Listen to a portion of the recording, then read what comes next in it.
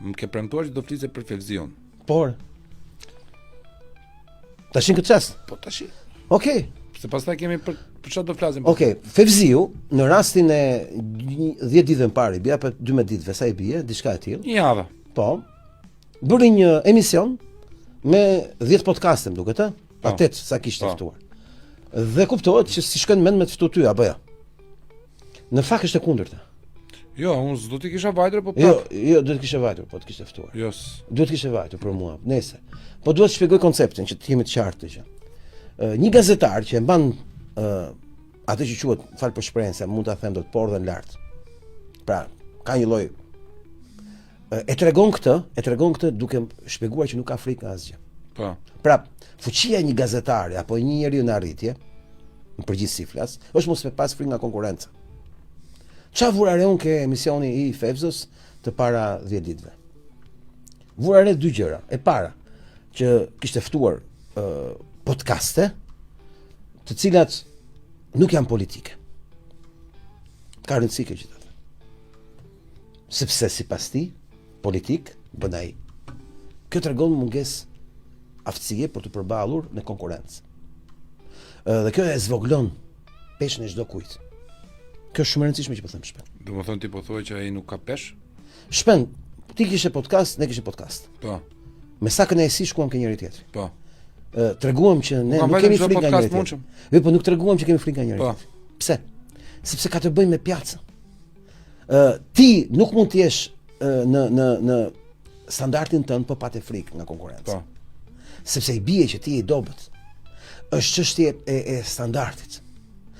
Ne kemi bërë podcastet më të gjata tek njëri tjetri. Po. Pse? Se s'kemi frikë nga njëri tjetri, përkundrazi. Kemi kënaqësinë e standardit lart. Shqyqi ka vend me standard apo jo? Po. Shqyqi ka vend ku mblidhen njerëz zot. Po. Fevzo e ka treguar gjithë jetës që është kokra e friksit në të pjesë. Do bën emision për Sorosin në vitin 2017 në shkurt. Më lër ta gjej, ta anulloj? Tem tabu. Edhe gjithë mileti u përgatitën që do shifshin Altinin përballë Sorosit. Po. Sepse në atë kohë vetëm unë flisja për Sorosit. Dhe ai bëri emision pro dhe kundër Sorosit, duke ftuar Ermal Asime në emër të Sorosit për të mbrojtur Sorosin, që këta e bëjnë sot kandidat për kryetar bashkie, shefi i programit politik të opozitës për program partie, këto të njërën e Sorosit, dhe ankojnë për Shabanin pastaj. Dhe nga ana tjetër nuk më fton mua dhe njerëzit e kanë masakruar në komente, në njoftim, e lëmë pastaj në video. Dhe ishte një emision i cili synonte të fshitet vërtetën për Sorosin. Po. Dhe unë bëra një shpjegim publik, bëra emision dhe thash ka 5 arsye ti, 5 argumenta pse Fevziu nuk duhet të ftonte në emision. Dhe i shpjegova që unë e kam shok, më ka ftu. Po. Unë jam kompetenti më i madh në Shqipëri këtë fushë. Unë jam personi i cili, si thosh, dhe Fevziu kemi qenë dëshmitar në skemat e Sorosit në vitin 2001, kemi shku bashkë në Greqi në një nga strukturat më të larta të Sorosit, që kishte atë takimin vjetor që blidheshin nga gjithë Evropa, linja dhe perëndimi. Dhe pesa i thash që Fevzo, si thosh, edhe për shkak të pjacës që ka në emision, nuk ka arsye të mos ftoj. Por të gjitha këto nuk vlen, thash, për shkak se Fevziu e ka për detyrë se është kryqi i Sorosit. Ma kuptove logjikën. Ai nuk mund të dalë kundër mitrës që e ka pjell. Pra, zogu i qyqi Soros është thelbi, nuk mund të veprojë dot ndryshe. Shpend, ai njeri nuk ka pjacë të njeriu të guximshëm, që është gati të përballet në atë që quhet podcast me konkurrencën. Nuk ekziston në Shqipëri një podcast. Është përballur. I përditshëm, Ai është përballur.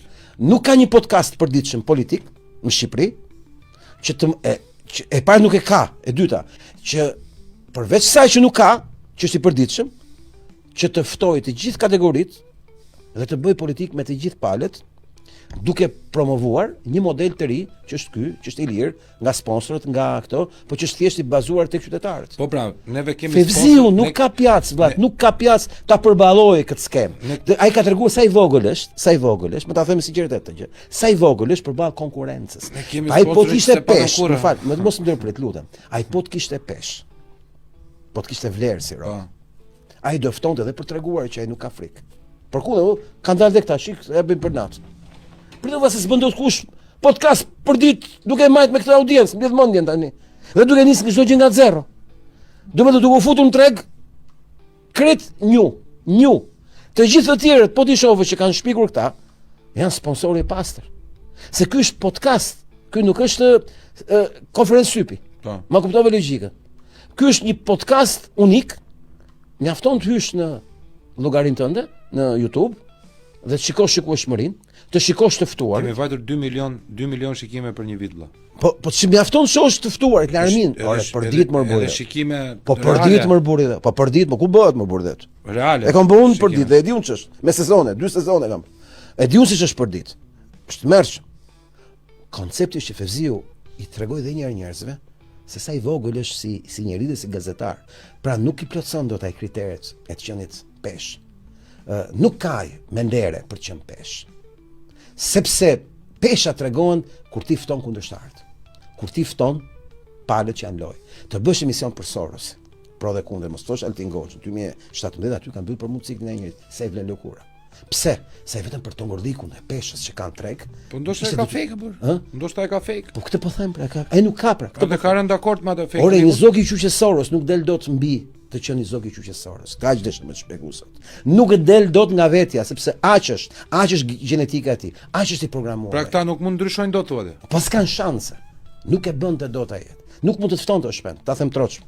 Nuk mund të ftonte sepse dilte nga kuadri i të qenit fake siç e do Soros. Si janë gjithë fake. Mua më shkruajti Auloni atë ditë, unë se dia fare nga që nuk i ndjek ta vëlla. Edhe mua, se kush shojt, nuk e më. Andreat besoj. Më tha, "Ore të kaftuar gjë Fevziu?" Jo, i tash s'm kaftu. Ua tha, "Ka bëj emision për podcast s'pas ka marr ty?" E tash ka harrua por. Po jo, realisht se njerëzit mund të mendojnë që na kanë ngelur. Më thënë, kjo është sinteza e gjithë mendimeve që ne kemi përplasur këtu për establishmentin oligarko-mediatik burr. Çfarë rreziku jam unë për Fevziun? As zero. Po jo, po ke gabim pra. Zero rrezik, s'kam as paratë e tij, as njëjtë e tij as. Të po shpjegoj. Nuk ka të bëj me konkurrencën midis teje dhe Fevziut aktuale, ka të bëj me konceptin e audiencës të një podcasti ku gazetari paraqet realitetin. Nuk mund të bësh një emision për Sorosin, pro dhe kundër Sorosit, dhe të mos thosh Altin Goxhën, në 2017-ën, ku isha historia e ekzistencës së Sorosit në Shqipëri. Unë e shpjegoja, unë analizoja prej 15 vjetësh duke bo lufte, duke amu shmenë njerëz me ato pak mjetën censur të plot. E njëjta gjë është në këtë rast. Nuk mund të ftonte ty është. Sepse po të ftonte ty, do të rishnin veshët, kaq po të them. Këtë po të shpjegoj, do të rishnin veshët. Pa ai nuk mund të ftonte mua, do të rishnin veshët sepse ai ka vesh për të tërhequr. Ky është sekreti. Këta nuk janë koka që duken që janë, nuk janë të pavarur, nuk janë njerëzit e fuqishëm, nuk janë ata njerëzit që janë pesha, që janë ata që përcaktojnë lojën. Janë thjesht vesh për të tërhequr, nëse nuk janë brenda linjës. Kjo është gjithë sekreti që është skaftuar. Nuk e ka bërë kot Rama atë fotografi duke ka për veshje me Fevziu. Thelbi dhe aty simbolik. Po simbolika e Sorosit. Ky është vesh për të tërhequr. Pra, ky është ushtar. Ky është derkuc. Ky është thelbi çështjes. Ajo, pra dhe më ka pëlqyer emisioni sot në titull. Derkucët e Putinit. Që shpjegoj Putini, këta janë derkucët. Këta janë derkuc. Këta nuk janë dosa. Këta nuk kanë pavarësi. Këta nuk kanë liri. Këta janë thjesht vegla, janë kukulla. Prandaj them unë për tikun që shtroi e parkimit, kurse Fevziu ka vesh për të tërhequr. Ai s'mund të ftoj Shpengashin në emision për podcast. Hiç nga mendja. E ka zero, sepse nuk i lejohet. Njësoj si nuk i lejoj që fliqive, e di si e kanë sharë njerëzit Fevziun 2017 në shkurt. Dhe për çfarë shani? Ti që ka i gazetari që na mashën si pesh si kokë. Pra e degeneruan deri në palë dhe ati si janë ndjeu, sepse e dinte që gjithë ditën që do bëhej fuqishëm në Shqipëri, do plotësonte kriterin sorosian. Po. Vesh për të tërhequr. Pra unë do bëj sikur jam i pavaruri, në fakt unë jam thjesht pjesë e një agjende. Kështu funksionon. Domethënë këtu vëlla është i kapur i gjithë sistemi thotë.